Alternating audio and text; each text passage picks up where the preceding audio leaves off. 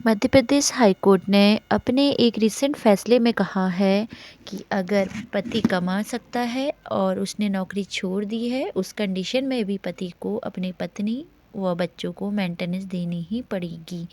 क्योंकि कई बार ऐसा होता है कि जब डाइवोर्स की बात आती है पत्नी से, तो पति क्या करता है कि नौकरी छोड़ देता है कि पत्नी को मेंटेनेंस देना ही नहीं पड़ेगा। तो अगर ऐसा पति करता है तो उस कंडीशन में भी पति को अपनी पत्नी और बच्चों को मेंटेनेंस देनी ही पड़ेगी। तो चलिए शुरू करते हैं आज का हमारा टाइटल।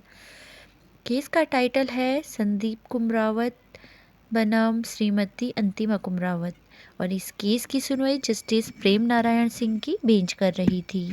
जस्टिस प्रेम नारायण सिंह की बेंच एक फैमिली कोर्ट के फैसले के खिलाफ एक अपील पर सुनवाई कर रही थी।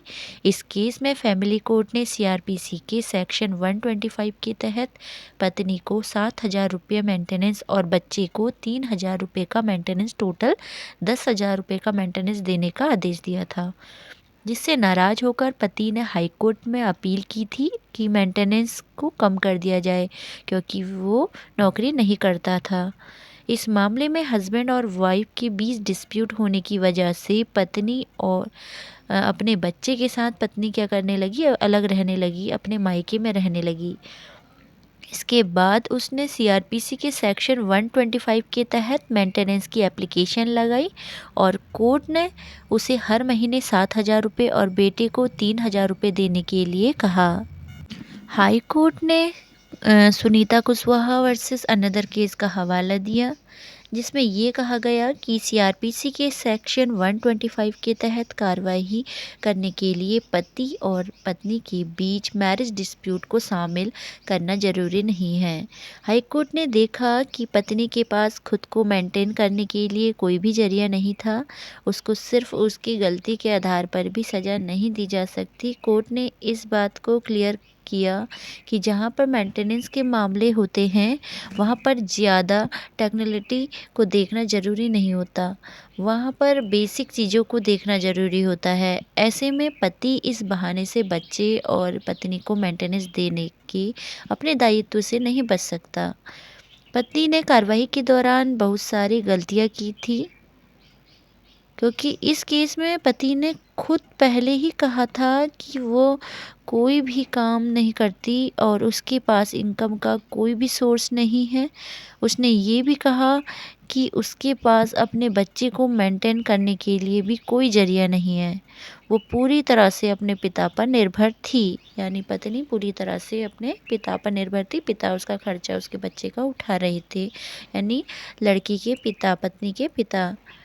इस केस में पत्नी पढ़ी लिखी लगती है, पढ़ी लिखी थी, मतलब उसने एमफिल किया था, लेकिन फिर भी उसे मेंटेनेंस देने से मना नहीं किया जा सकता। इसलिए कोर्ट ने कहा कि अगर पति कमा सकता है तो वो अपनी पत्नी और बच्चे को मेंटेनेंस देने का पूरी तरह से उत्तरदायी होगा, भले ही उसने नौकरी छोड़ दी है।